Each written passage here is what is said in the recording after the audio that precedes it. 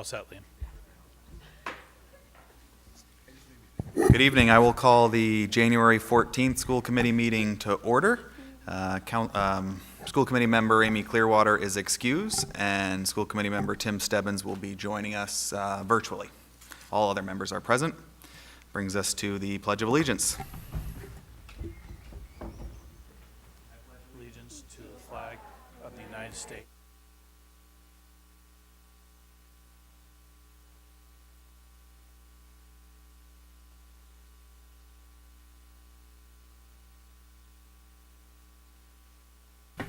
Thank you. That takes us to a presentation of the Biddeford Middle School Best Buddies program. All right, good evening. We, as part of our program here in school committee meetings, having students come to our meetings to present something, and tonight we are very fortunate to have the Middle School Best Buddies program, that they can talk a little bit about a recognition that they have and some things that are going on in the school.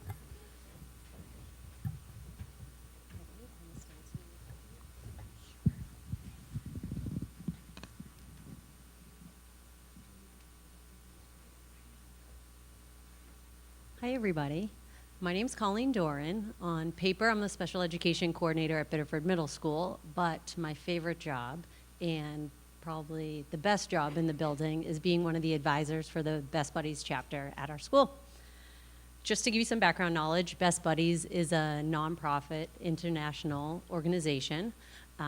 They pride themselves on building relationships and acceptance of students in the classroom, outside of the classroom. At Biddeford Middle School, we started our Best Buddies chapter roughly 3 years ago. At that point, we had about 10 students at the time. Right now, we have about half of our Best Buddies chapter members here today. So if you can see, we've grown in size over the last 3 years. At that time, 3 years ago, we met every couple of weeks. We shared a snack. We talked about inclusion and started to build relationships that were positive within our community. As you can see, we have roughly over 30 chapter members at this point, and only some of them are here with us today. One of our goals as an organization is to not just talk about acceptance and inclusion.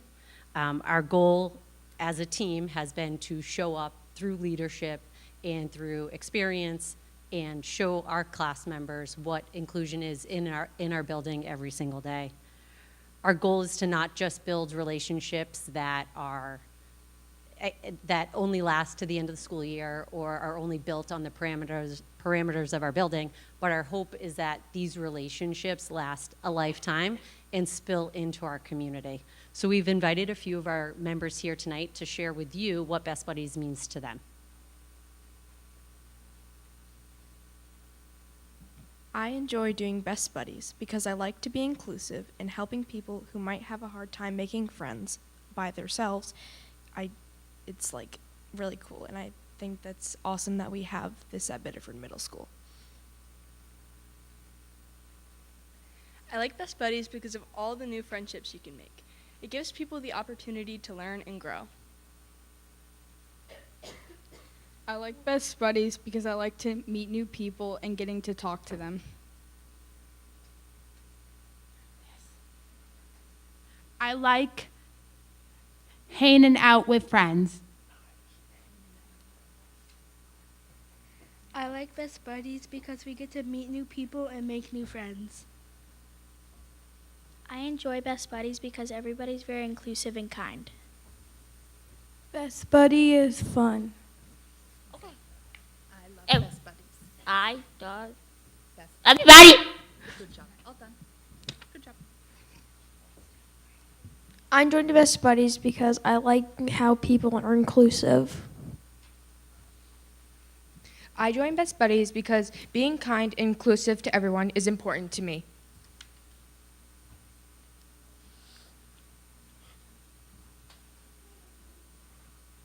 Hello, Ohana means family. Family means no one gets left behind. That's what Best Buddies is. It's a big family. Best Buddies helps us all learn and grow together. I like Best Buddies because it reminds people that they do have friends. I like Best Buddies because you get to hang out with people you may not normally talk to.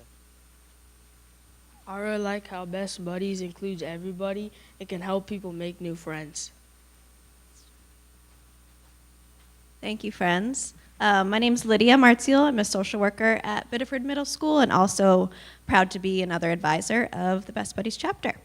I have the honor and privilege of sharing with you all that our chapter won the Middle School Chapter of the Year for the entire state of Maine this past year, which also makes us recognized nationally as an outstanding chapter of Best Buddies nationwide, which, thank you,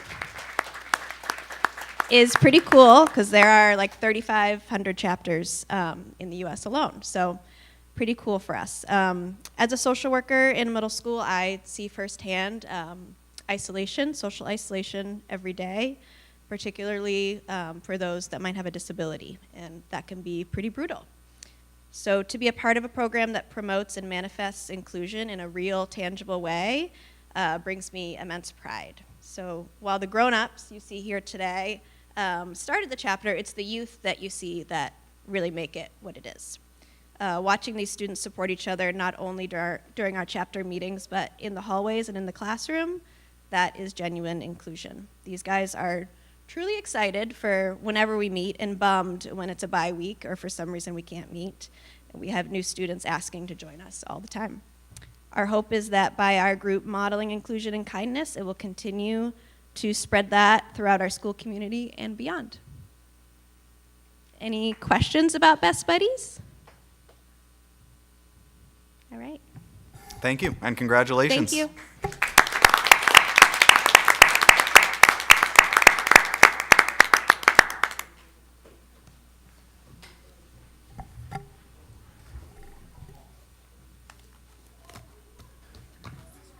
That takes us to item E, adjustments to the agenda, which there are none. Item F, approval of the last meeting's minutes. So moved. Moved by Marie, Second? second. All those in favor? Yay. That is unanimous. Thank you.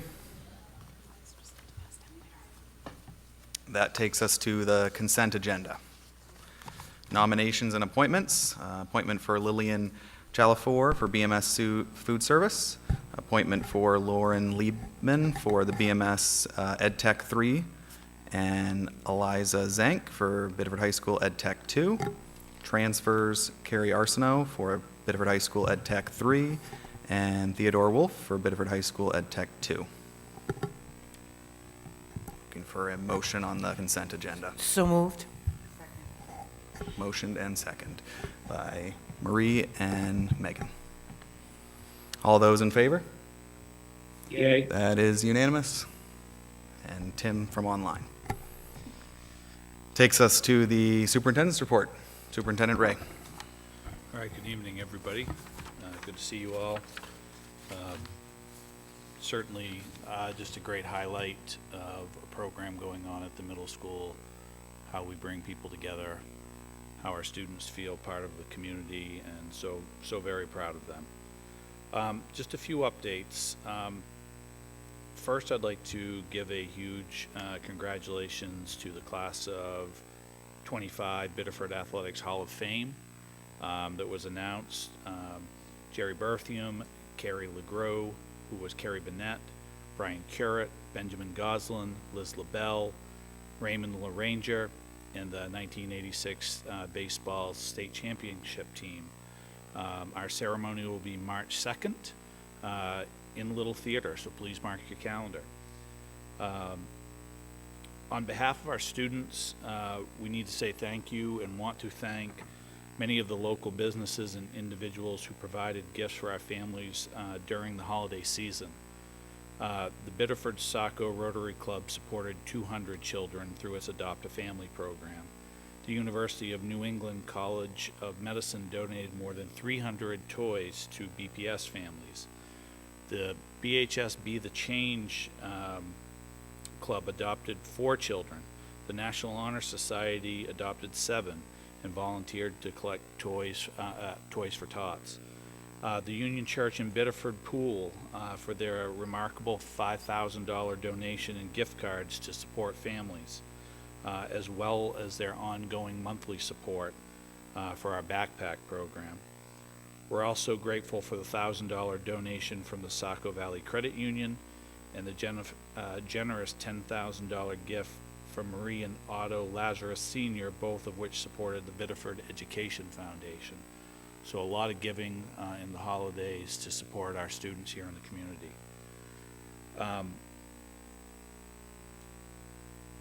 When we, in a couple of months, talk about school year calendar, I know I had emailed you guys, but I did get several comments of people who really appreciated the 2-week break.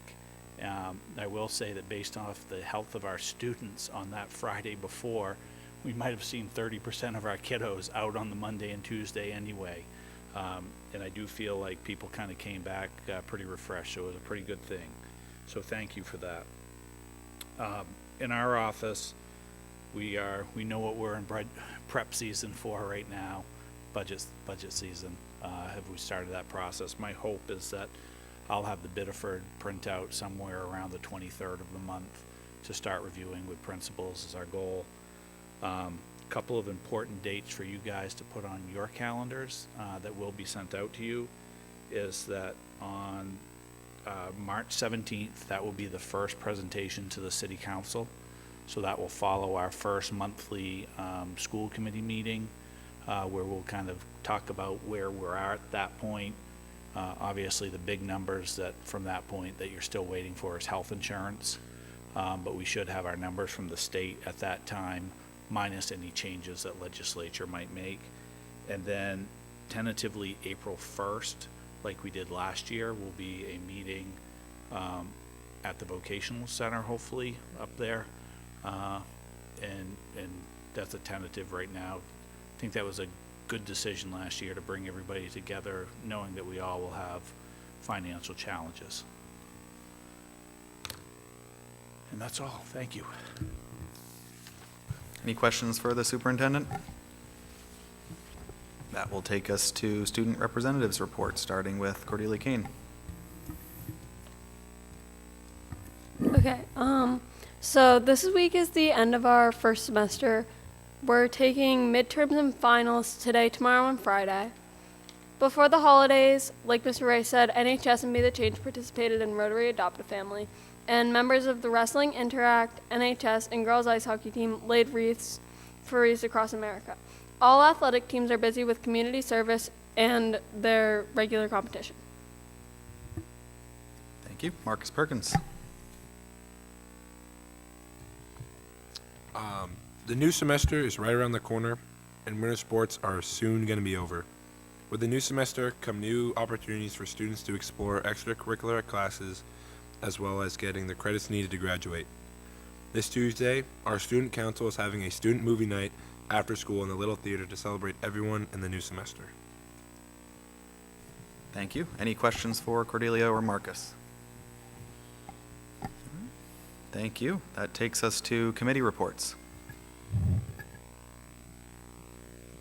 Any committee updates at this time? All right. Old business, of which there is none. New business, our first presentation is on STEM plus M.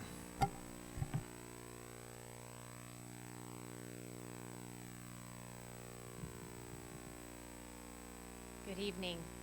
Tonight at our curriculum committee, I reviewed STEM plus M with the team. We discussed a little bit. I'm happy to share this opportunity for Biddeford Middle School with you tonight. Scott Jacoto and I, as well as Paulette Bono, we've been in talks about this possibility for almost a year now.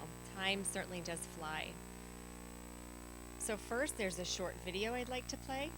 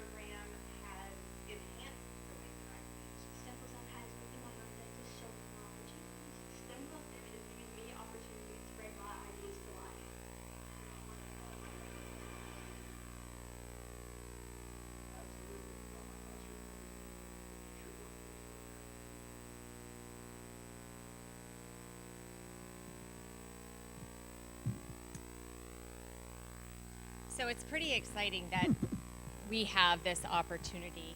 And what this opportunity is, it's a grant that is sponsored by Diversified Educational Systems in conjunction with the U.S. Navy. And they are trying to find ways to get kids, younger kids, excited about building that pipeline into the vocational fields. So what this allows for us to do, it's a turnkey curriculum solution that is a $500,000 price tag, where they would come to Biddeford Middle School, take one of our existing spaces, they would retrofit it, provide us with all of the equipment, technology, and materials for a 5-year offering. It's pretty exciting for our students. Currently in the United States of America, we are having this national challenge about getting kids to work on ships, to work in manufacturing, to put together all of the different pieces that our nation needs. And so that is why that there's some federal money sort of behind this, right? So the opportunity to expose kids early on into the different areas of manufacturing, so that potentially it may lead to an opportunity or a career pathway that they'd never even thought of before. So within STEM plus M, there are 6 different modules, and they are all listed up here. With each of these modules, in a classroom set for 24 students, you might have different groups of students working on modules, not the same ones, but at the same time. So in one classroom, students could be working on tools and measurement, another student could be working on engineering and designing, and another group might be working on automation, all on one time. The computer is in front of them, they're receiving information that way, they're able to get all of their items in front of them, they are working with the classroom teacher, who also has professional development and training to implement this program with them at that same time. And they are working collaboratively together to use a CNC machine, to 3D print, to solder, and learn how to work with electricity. It's really fascinating. So a little bit of the timeline of some of the work that we've done. Spring 2025, we met with a STEM plus M team just to learn a little bit more about it, trying to figure out, are we a good fit for them? Is this program a good fit for us? Over the summer, we reviewed possible opportunities for space. Where might we put this? Does it belong here for 8th grade students? Is it at the middle school for 6th and 7th grade students? What does this space look like? Who do we have to teach this? How might this work? And then oftentimes when we hear about new curriculum resources, especially ones that are free and turnkey, you have to wonder, is this real? Does this make sense? Does this work for our students? So we actually took a road trip up to Bath Middle School, which is the only other location in the state of Maine where a STEM plus M lab is available for students.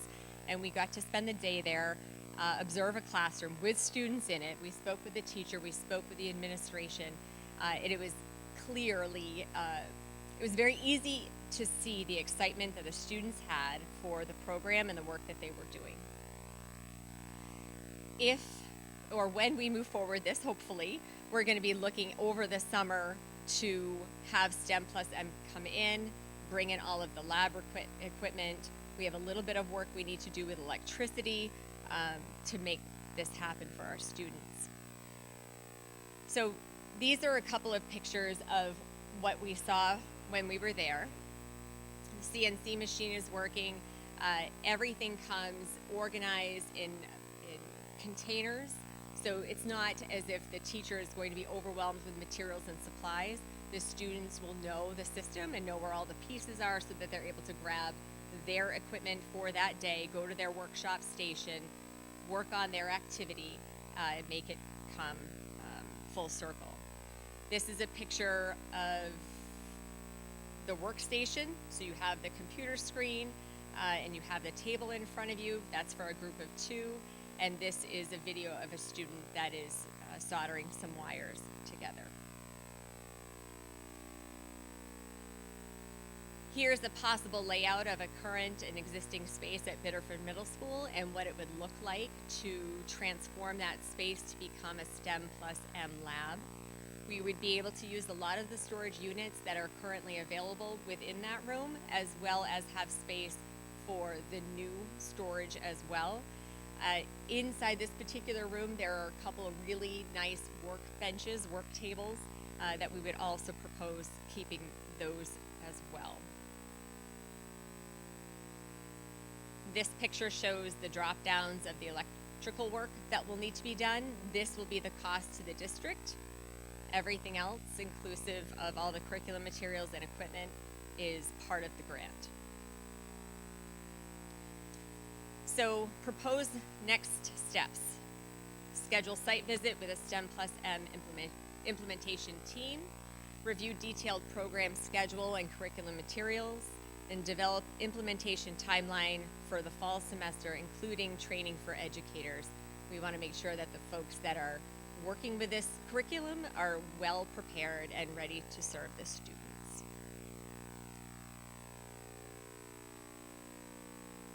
Any questions for myself or Mr. Dakota? Marie. Manny, would there be maybe some scheduled field trips over to Bath, over to Kittery, that would be included in this? Because I know they're looking for all kinds of these kinds of future workers. I mean, they're advertising and not always getting what they need. So Absolutely, Marie, I think that's absolutely a possibility. We're too early to probably say that right now, but I would think that might be a missed opportunity along the way. Field trips like that, field trips right over here to the Center of Technology. There's lots that we can learn from the folks that we have around us, so yes. I think we have like some great opportunities right in our backyard.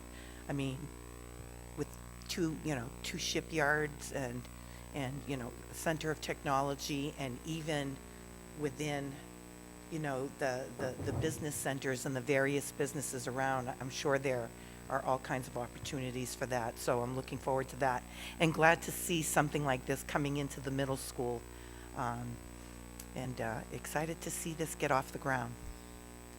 Thank you. Emily? Just a quick question about who will facilitate this? Like, who's the teacher for this program? I'm going to pass specific questions in relation to that sort of stuff over to Scott. Great. Good evening. There are a lot of details that still are going to require some ironing out. My goal is to provide this opportunity to every student that comes through the school. In meeting with this team, they believe strongly 7th grade would be about as low as they would want to go as far as the academic grading, the aging of the students. Yeah. And it would take some unique planning and preparing to try to find a way to give that opportunity to every kid. Mm-hmm. We currently do have a unified arts teacher who teaches engineering. He was on the trip with us as well to Bath, and is very, very excited about this opportunity. Quick follow-up. It describes itself as turnkey, right? Does it include like ideas for classroom management and protocol creation, or would that be on whoever is teaching it? I think what you're going to see is that during the training, some of those pieces are going to be in person, right? So as much as we say that classroom management is so nuanced depending on who you have in your classroom at that time. So I think a lot of that will come into the support that the teacher will receive from Scott and myself as well when the implementation begins. Mm-hmm. And opportunities for accessibility for all students and that kind of thing will have to be considered also. Yeah. Cool, thank you. Karen? When you met with Bath, did they share any of the challenges from this program? Yeah, I think there are plenty of challenges. Specifically this module that they're offering is looking at 90, 60-minute sessions is what they recommend as far as putting a child through all of the modules that they're calling for. That's a challenge. That's more than the time that we have in our current schedule, more than the time that we have in our current unified art schedule. And, you know, and what they're trying to bring, you know, obviously they want to expose this to as many students as possible. For us to meet that need, it's going to require a lot of flexible thinking and working out some differences in how we can make that happen. At Bath, their current practice is working in trimesters. We work our unified system in semesters. So there's lots of things that we can look at to try to look differently at some opportunities to make this happen. Thank you. Yeah. Megan? You said $500,000 grant, all materials included. Those were some of the things that you said. And then, but we talked about making this open to every seventh grader, which I love that vision. So you'll get there at some point, I'm sure. So I guess I'm wondering is there's a difference between offering a CUA to like 50 kids and the materials it would take for 50 kids, and then expanding the program to offering it to like 230 kids, which is like what your eighth grade class or seventh grade class will be at some point. So this grant includes materials depending on like all the way up to a a class of 230. Yes. So Wow. 5 classes. That sounds too good to be true. That's why I was skeptical, right? So 5 classes, 24 kids each year, right? 5, what? I'm sorry. 5 classes, Yeah. 24 students per class, per year, all materials included. It's truly a gem of an opportunity for our students.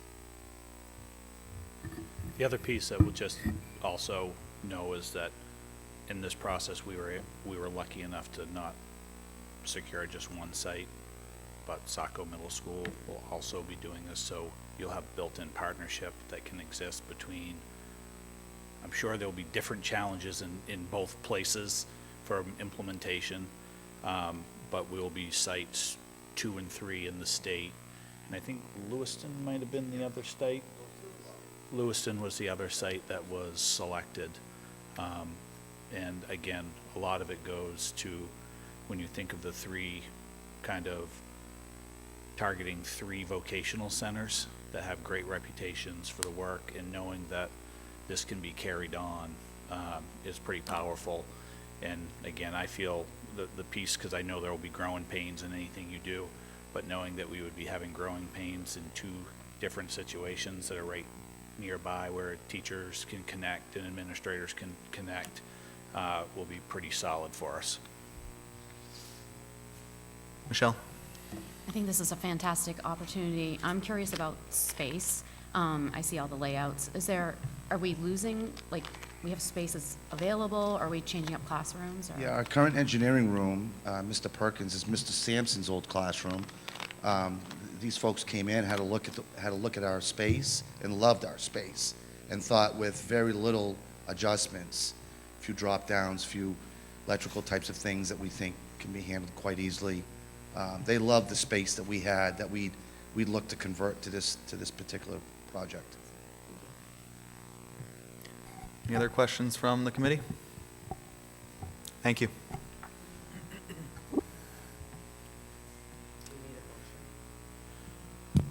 I think it would be great to have a motion to move this forward so that we have a commitment that this is something that we're going to take on here.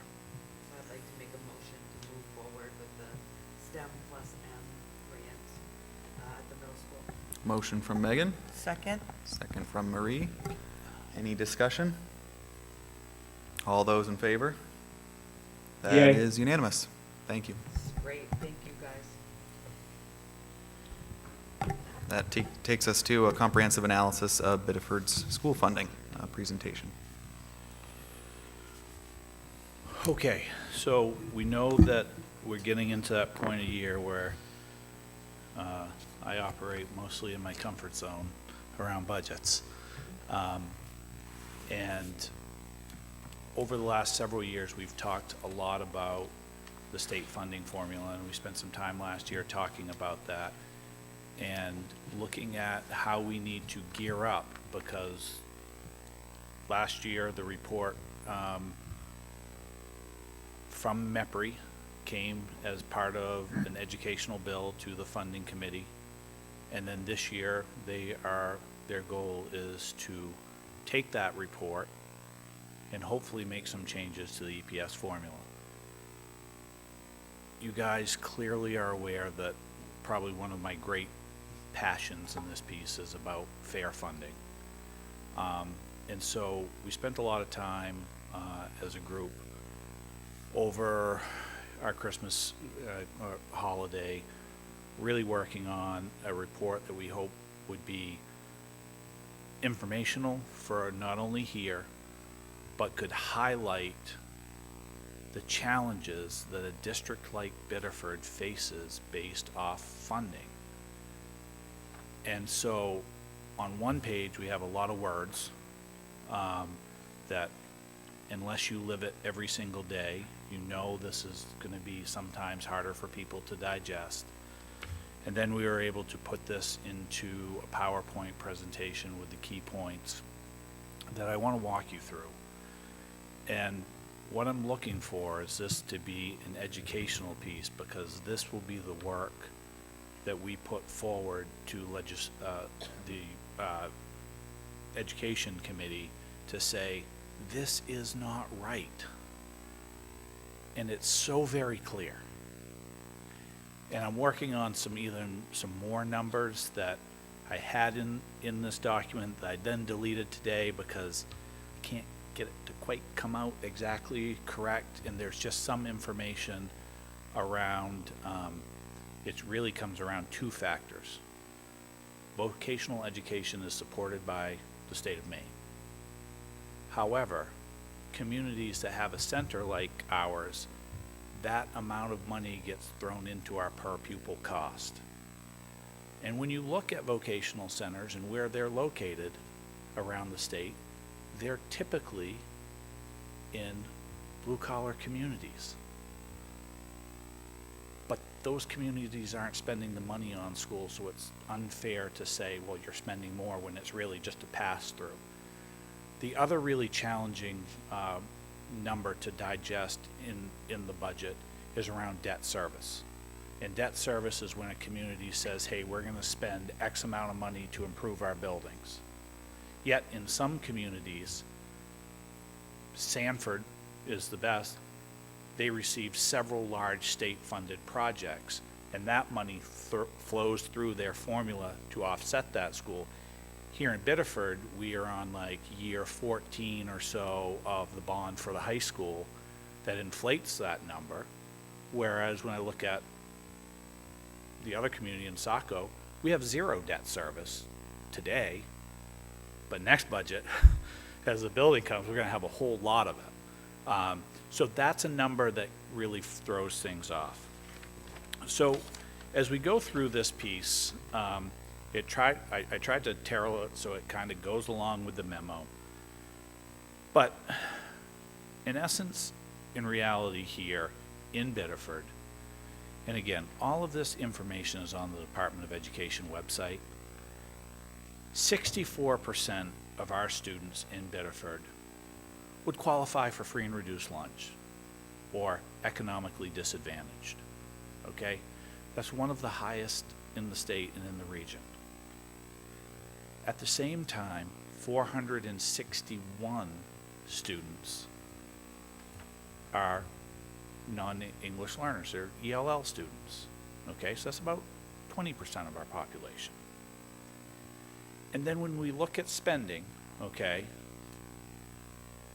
we spend, again, no vocational in this because that comes directly from the state, and no debt service, about $16,467 per kiddo. If you wanted to put debt service on that, you'd add about another $1,300 for all of our building projects. We know that children from low-income situations struggle academically, and that's, statistical. And what we can say in this is that Biddeford educators perform exceptionally under these circumstances. and that sometimes equal outcomes is not equal because of what goes into it. So when you look at the report that we have and we look at the key findings, these are the key points that we have. Maine's funding formula does not adequately account for student need. Okay? Biddeford gets 37.72% of a state share, and our demographics are much different. We're 16,467 per student, and we rank towards the bottom of spending in our region. Districts with fewer challenges consistently have more teachers. And that is done and taken from the ratios that we'll talk about here a little bit later that are reported to the DOE used in the funding formula. Expectations without resources is a formula for frustration. When we are expecting certain incomes and we don't have the resources, it can be a tough environment. And our educators deserve recognition, resources, and advocacy. And that's what we're going to do this spring as we come into state level. When you look at spending per pupil here in Biddeford, and again, based off calculations from the DOE with vocational education excluded, because in the 3 schools that would have it on here included would be Sanford, Biddeford, and Westbrook, because we all have vocational centers. Biddeford spends 16,467. The top spender in the region is the York School Department at $27,427 per student. So the spending gap is over $10,000 a student from where we're at. And if you looked at if Biddeford's received the same amount of money of spending per pupil, we would be adding $26 million to our budget if we spent like York, $25.9 million to our budget if we spent like RSU 23, and $18.4 million if we spent like Falmouth.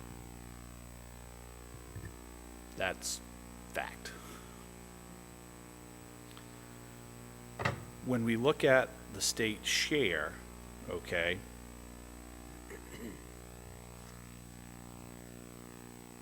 we have 64.3% poverty, only second in the region to Westbrook at 67.5%. Okay. ELL, we're at 461, only second to Westbrook in this comparative schools, similar size to their 531. Yet, just in Westbrook, they receive almost half of their funding from the state. Here, we're at 37%. Now, where this becomes even greater of a challenge is that communities like Gorham, like Cumberland, receive 62.74% of their funding from the state, or 50%. And we know that their poverty rates in Gorham is 21.9% and 8.1% in Cumberland. Falmouth, okay, which would give us $18 million more spending, receives about $70 more per student than we do here in Biddeford. And then they spend about another $8,000 per student locally. On top of that, more than we do. And yet, our educators are dealing with some challenges that are very, very different. Yarmouth gets slightly less of a state share than us. 15% poverty and spending almost $20,000 per student. So one of the exercises that I did is each fall in every school district across the state, if you guys remember going back to the page 1 of the document of the 279, there's a bunch of ratios on the sheet that says number of students here, number of students there. Here's the count for teachers, here's the count for guidance counselors, ed techs, all 5 or 6 categories, administration, whatever. And so I worked with all the superintendents in the area to make this fall, after October 1, I have a big spreadsheet going of looking at what their number of teachers to number of students and what their ratio was. And this is where I found it to be what I would say the most powerful, is that when you look at the ratios of students to staff, teachers in Biddeford, we're 14.94. Well, that sounds pretty decent. And then if we use the ratios that the other school districts have, this is the output for the number of teachers we would be adding to our staff. If we had the same ratios as Falmouth, we would add 27 teachers. If we had the same ratio as York, we would add 57 teachers. And if we had the same ratio of students to teachers as they do in Old Orchard Beach, we would add 72 teachers to our staff. Now tell me that wouldn't make a difference.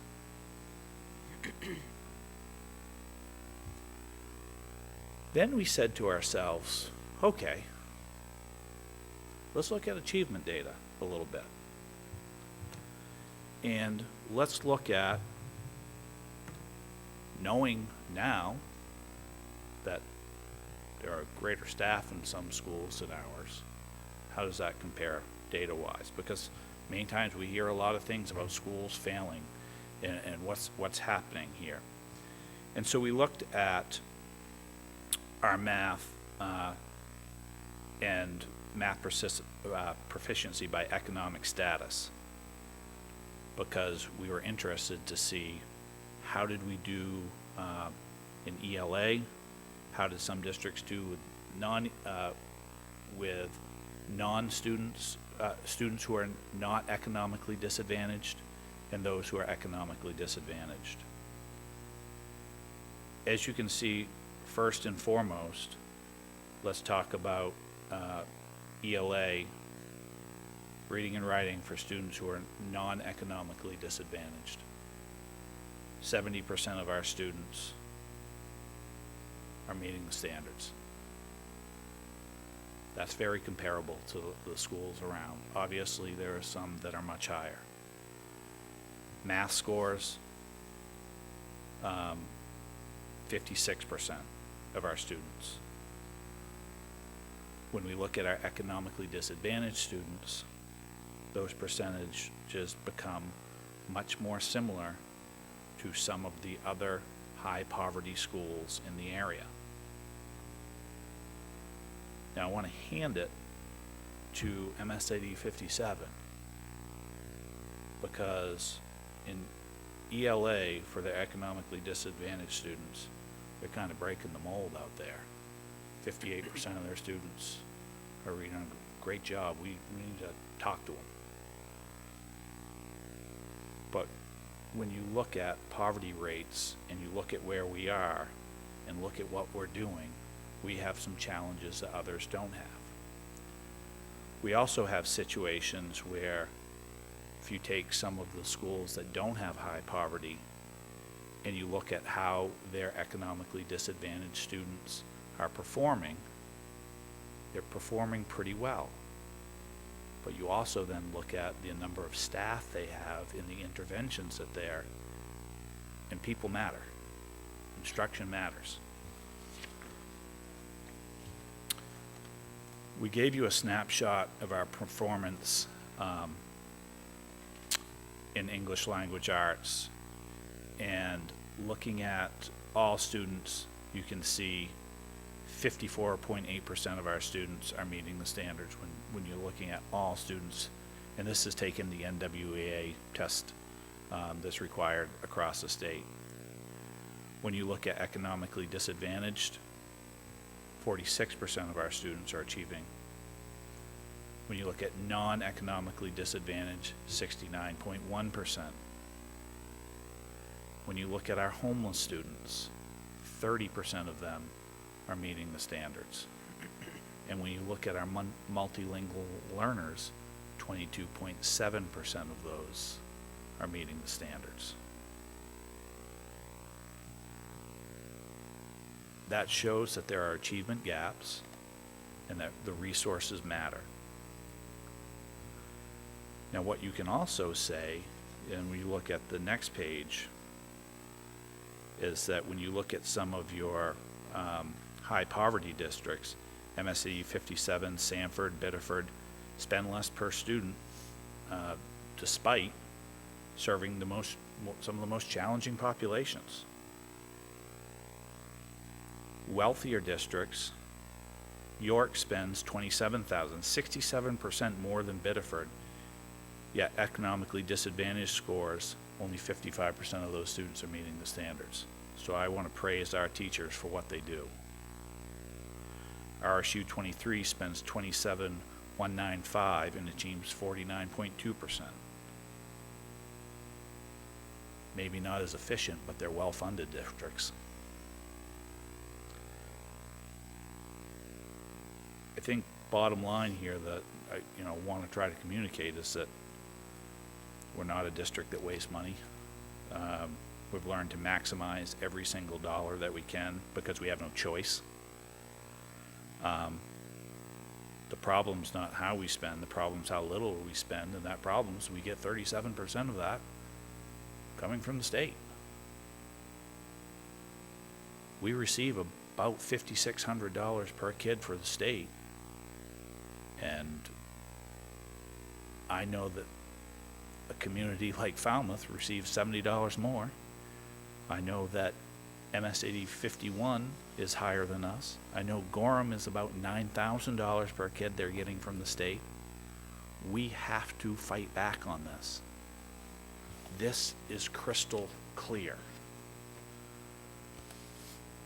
So when you look at the percentages of districts and they're economically disadvantaged, it just goes from the higher poverty, the more you struggle. It's clear. And it's about resources. The state's own data backs this up because they have the MEPRA report that comes out where property tax burden is #1 in the state of Maine. We rely third highest reliance on property tax for revenue in the state, and this is the entire state. Statewide per pupil spending is $8,800 to $30,000. We know, and we've had this conversation, and I've given legislature the spreadsheets. We know that wealthier districts actually get $2,500 more per special ed student because of their ability to spend than students who have come from impoverished communities. Property value might at one point meant something about ability to pay, but it doesn't anymore.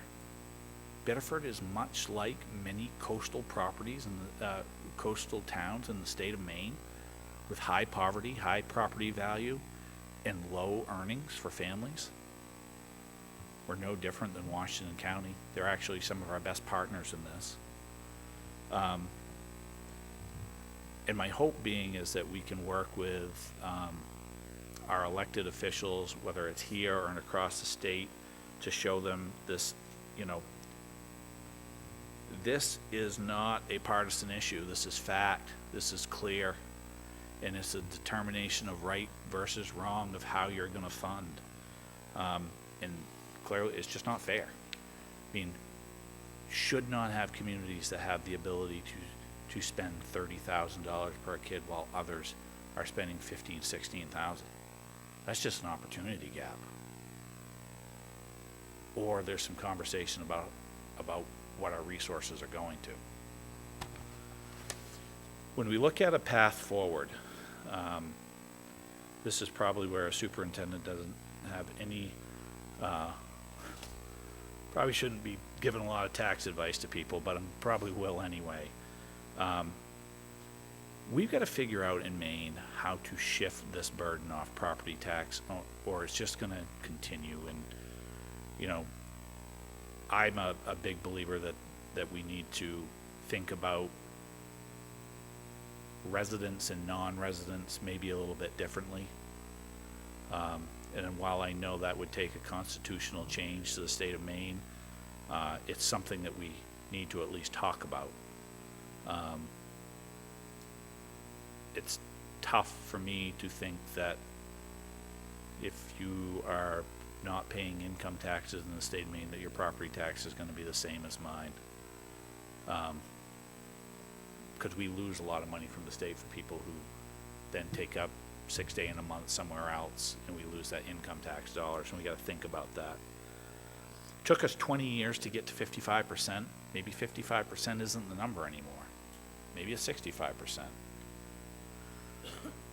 I really believe that when we look at EPS formula to prioritize student needs, that the weighted counts on page 2 is the way to do this. Not everybody will agree with me on this, but I think that changing structurally the reliance on property tax is going to be a hard thing to just like hit the switch on, and that what you can do is alter the existing program by giving more weight to students who live in poverty, and that helps to equalize things. That needs to be a call for us. We need to continue to build local and regional coalitions with Lewiston, Sanford, Westbrook, the mayor's delegation, those 10 cities. Rockland's going to get hit really hard. We've had conversations with them. Educate and engage our legislators in the data and understanding how this impacts their local community versus party. This is a community issue. This affects us here in Biddeford much more than others. And anyone who can say to me that Biddeford students should get the same amount of funding from the state as those in Falmouth, I will disagree with all day long, because there are different opportunities. I know that the students that I serve in Saco and in Dayton, both communities get more state funding than here. It's not right. Fair funding would allow us to look at our proven efficiencies and target that to classrooms where students deserve it, help in the classrooms, and again, looking at the fact that districts around us, we would be spending $23 million more if we were funding at the same rate with the same ratios. And I think that, like, you know, it used to always be the saying, like, zip code, people talk a lot of zip code should not determine educational experience. It does. It 100% does, and our funding formula shows that. And so I know that's a lot to digest. What I need from this board is for you to read this, critique this, help me refine this, help me get this message clearly across to someone who may not live it every day. Like, To me, yeah, okay, I try to trick myself out of it, like, how would I write this not to be someone that knows this every day? This is a lot for someone to understand, and how I continue to get this in the hands and advocate for us here, because change will be hard. I do think we will get some pieces, but without strong advocacy from us and people understanding what the difference in opportunities that exist between communities. And we take care of our kids. I think we do a good job. Our staff's amazing. And you know, like, sometimes you read through this and you say to yourself, wow, how do they do it? They need a fair shot. We need a fair shot at state funding. Think about this, and it's in the written piece more than it is here. If we spent state average, okay? State average, $2,000 more per student, okay? That comes to about $4.8 million. If we spent state average and we had $4.8 million more, can you imagine what we could do programmatically with that? Our biggest problem is we probably wouldn't have space for everybody. Solve that problem. And that wouldn't be asking the taxpayer for 1 more cent locally. You would be asking that in fair, state average amount of money spent, bring us to 50% like we were, you know, like you're living in Westbrook. And that's the difference. It's undeniable. And something that we have to continue to fight for as a board to move this forward. Take any questions that people have. Michelle.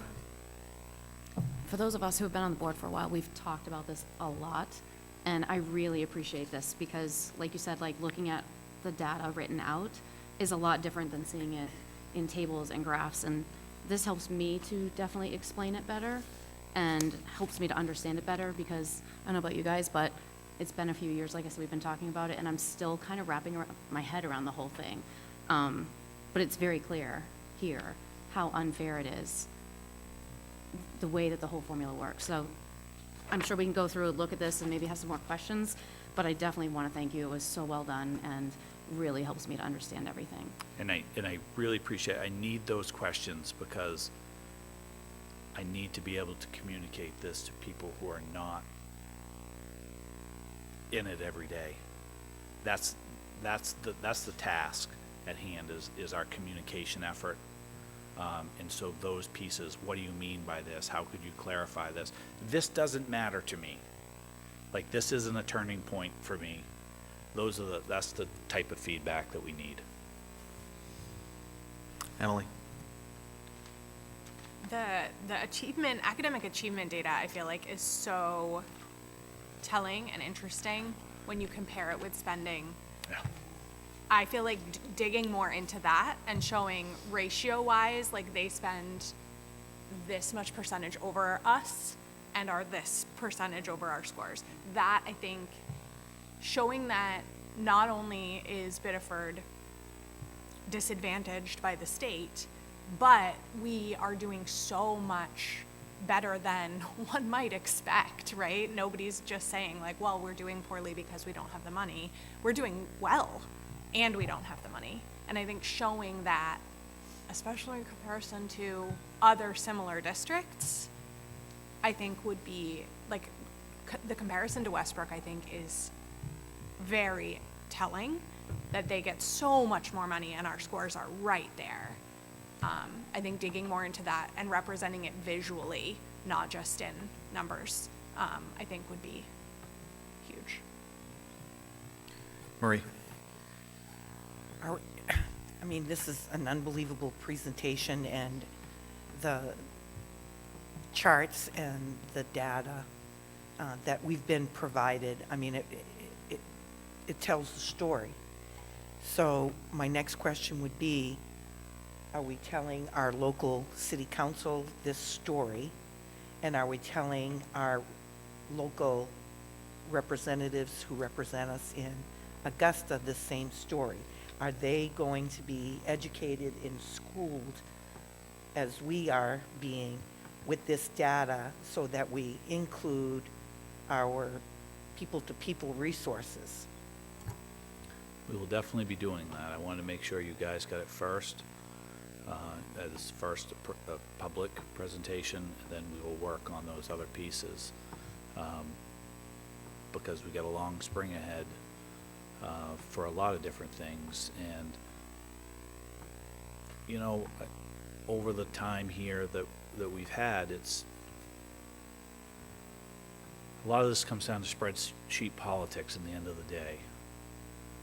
Hard to get people to sometimes vote for something that may impact their community negatively. And we need to figure out a way to say, this is not right. We have to be able to, you know, we need to be able to, just as much as we're advocating for us, look at what Sanford's spending less per kid and say, that's not right. And it's not right for Machias, Maine to spend even less, or Eastport, Maine to spend less than that, or somewhere in Aroostook County because of geographical region and or poverty. Yes, I expect some differences. We know that teacher salaries can fluctuate across the state. Okay, that may be regional, but $15,000-$16,000 apart shouldn't be. Doesn't make sense. Megan and then Murray. So you know I agree with you 100% on this. I do. So you said take a critical eye to it, right? And so the one-off for me when I look at this data is Old Orchard Beach, right? So when I'm looking at this and you go, funding-wise, they have 72 more teachers. And so when you present it like that, I go, I know Old Orchard Beach doesn't have 72 more teachers because they're too small to have 72 more teachers. So I know what your data is saying, like I get it, but I wonder if anybody who knows, you know, the regions are gonna go like, well, that back's weird because they don't have 72 more teachers. So that's just my feedback about like, when I look at this that's weird. Yeah. That's the outlier.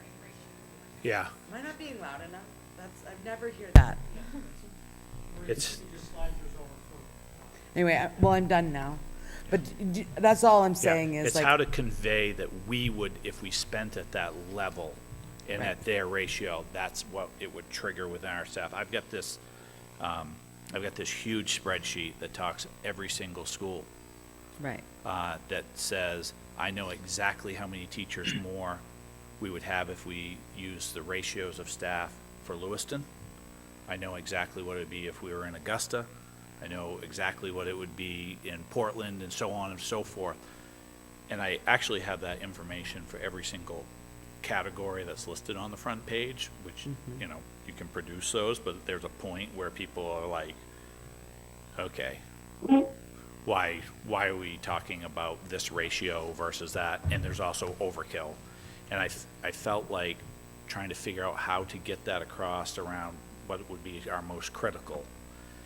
The other thing that still has to come out in this, because you've seen it before, and that's an entirely other really long document, is this doesn't even take into consideration the special ed funding gap that exists that we've talked about.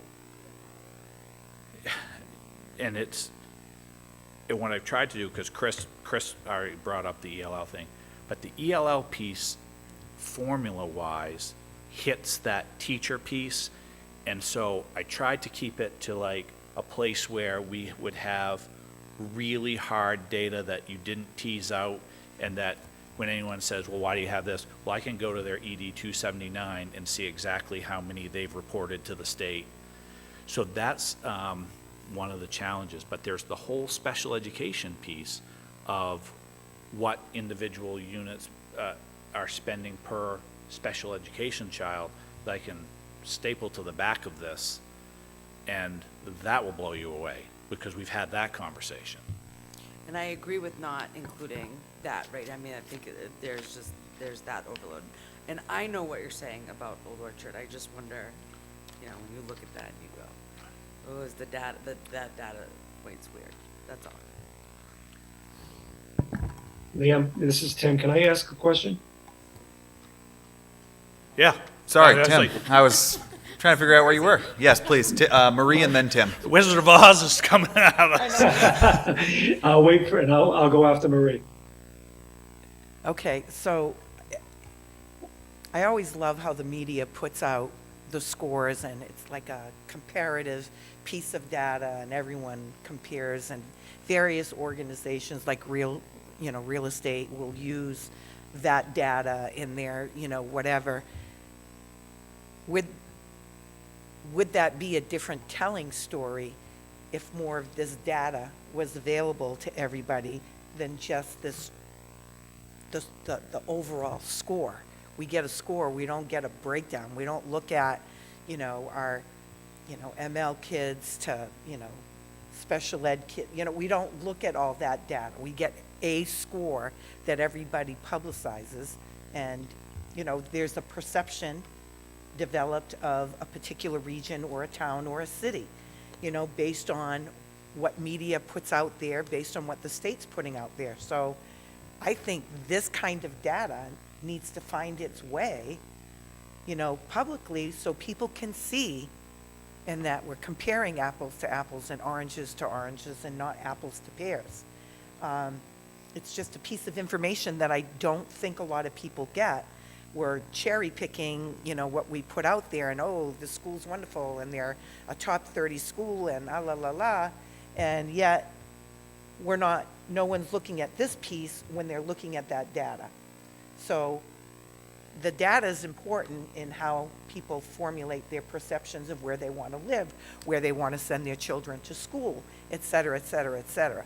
So I think it's important that this data, that the state needs to, the city needs to, we need to be putting this information out there, and not just going by cherry-picked pieces of information that people put out, and then everybody forms an opinion that is not even close to being, true. So I just wanted to throw that out. Tim? Yes, thank you, Jeremy, for the great presentation. Just a quick question going back to the first data points that you provided for us, the comprehensive district comparisons. I just would like, if I could, from you, to get a layman's working knowledge, if you will, on why Westbrook receives 49% of a state share of funding, and Biddeford, which is a similar community, receives 37%. You might have mentioned that, but I just need a better understanding of why two similar cities are so far apart in state funding. Thank you. It's as simple as the river is not as valuable as Biddeford Pool. And, being here a long time and being, friends with Mr. McCurry, and, I remember the days that Ron Peaker would show up, and Ron was a very bright man. But I remember reading some things at one point. It sounded like there was actually a push at one point that Biddeford Pool would become its own municipality. And probably in hindsight, from a state school funding only perspective, that probably, state funding wise, would have been a really good thing, because the land value in Biddeford is, you're like Tim, I think the second or third most valuable community based off property, and Westbrook is so much lower. And that's what drives those pieces, is that, in my opinion, the factors for poverty in the formula are not high enough to come even close to offsetting the impact that property valuation has on the formula. And, if we were closer to 50%, we might be here having a very different type of conversation, saying, okay, we're there. You have places that are minimum receivers, and they get, zero on that piece, but then when they spend what they spend on special education. It brings them to like a 14 or 15% receiver. And so there are just those pieces in the formula that need work. We've worked a lot with MEPRI on their study. They've provided us with a lot of information, and frankly, their recommendations are very similar to what we would have, is that, you know, we need to look at the tax structure, we need to look at the funding levels, we need to do some things, because it is zip code dependent right now. Jeremy, your sentence about poverty formulas and property evaluations resonates with me, so thank you very much for that explanation. Emily. I wonder if we're talking next steps, obviously there's more refining and things like that we can do with this data, but it seems like you are a wealth of knowledge and have put an immense amount of thought into this, and I am wondering whether it would be worth it whether it would be wise to reach out to something like the Press Herald with this idea of a feature piece, because I feel like it's fascinating, and even if you opened it without increasing taxes at all on Biddeford residents, we have this opportunity, and here are the problems laid out, and here's how it applies. There's a lot of opportunity there for people to learn something that I think would move the needle on public opinion of school funding pretty significantly, kind of statewide. So Yeah, I think timing is the piece that we look at now, and where that bill gets into the session. I've kind of learned over time that sometimes when you get it out a little bit too early, lose momentum. You lose the momentum, and then it kind of like drains, and something else comes up, and that it's really about us like trying to figure out when we see that coming, working with the ed committee and trying to build that education around the issue. And then it's also very important for me to then build that same story for each and every committee member who's there on the table. And I believe that I can do that now based off this report. I can tailor that probably to what the impact would be in their community. That's kind of my next piece on this, and really hoping that, look, at the end of the day, do I think there's going to be any changes for next year? No. But we purposely, in the bill, looked at some time out, so that people weren't making one-year decisions, but sometimes it's a little easier to make decisions for a couple of years down the road, and that you don't have that immediate kind of pendulum swing in a community. Because they would immediately be concerned with, well, what are you going to do with the extra money? Correct. Marie. I know you've all done a great job gathering information, creating the story, telling the story, and I know you've spent a lot of time, in Augusta doing the same. Do you have a sense and a feeling as to perhaps the tide may be turning where we potentially could be moving in a direction to fairer funding? I think that there's definitely some movement around putting more money behind kids in poverty. How much, I think, is a little bit in question. I think we got that point across last session. Representative Brennan from Portland, that's his bill. Speaker Fecto and I were able to meet with him and talk through some of these things. I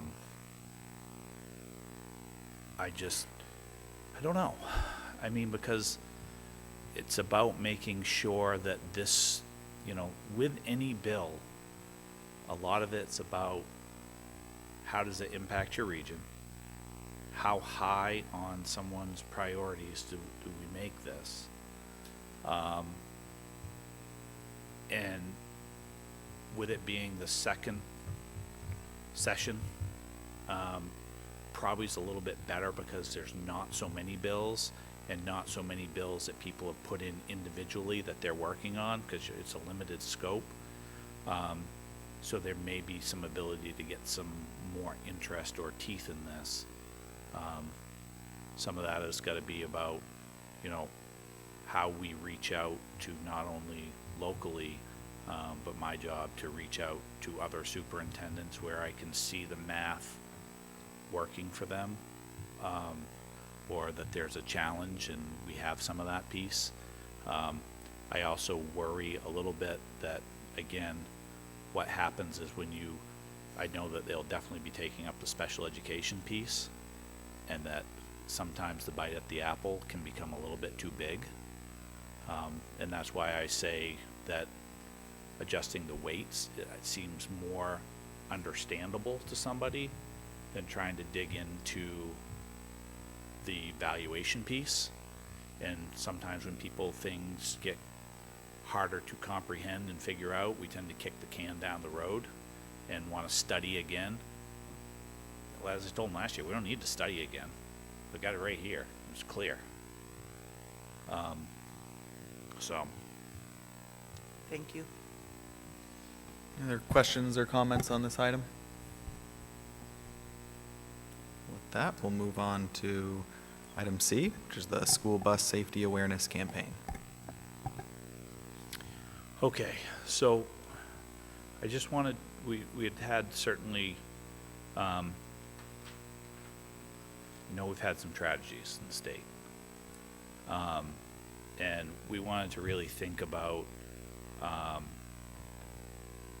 some of the challenges that we have with transportation here in the district, how our bus drivers are feeling,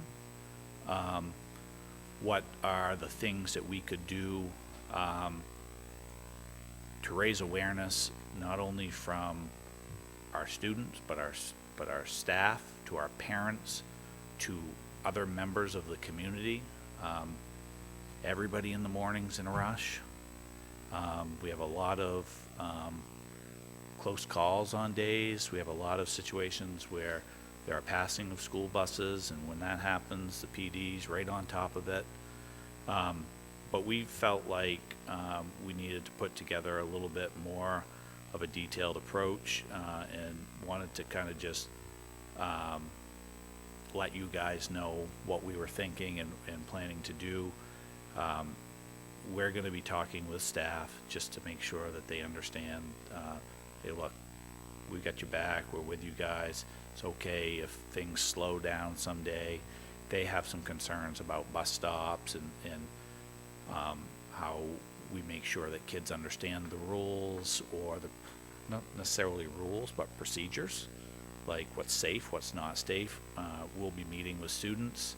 We'll be meeting with staff. We are planning a shared, I guess, I want to say public service announcement, Chris, for lack of better words, on bus safety, that we'll have a professional video done working with both police chiefs, school department, and others, so that we can post that on there, and just hopefully educate the challenges that we have and the challenges that our bus drivers face, on top of many other things that could be facing in the future. So just trying to get the information out to you, because I suspect that's something that you get asked, like what's going to happen here. We're monitoring all of the legislation that comes about. There's several bills around bus safety that's being put forward, and we'll be actively involved with those. Thank you. Any questions for the superintendent? All right, thank you. That takes us to the public participation portion of the meeting for a 3-minute limit on any item. Any members of the public wishing to speak tonight? And do we have anyone online? With that, I will close the public meeting, and takes us to communications. Any updates from committee members? No executive session, therefore I will entertain a motion to adjourn. So moved. Motion by Marie, Second. second by Megan. All those in favor? That Yay. is unanimous. Thank you.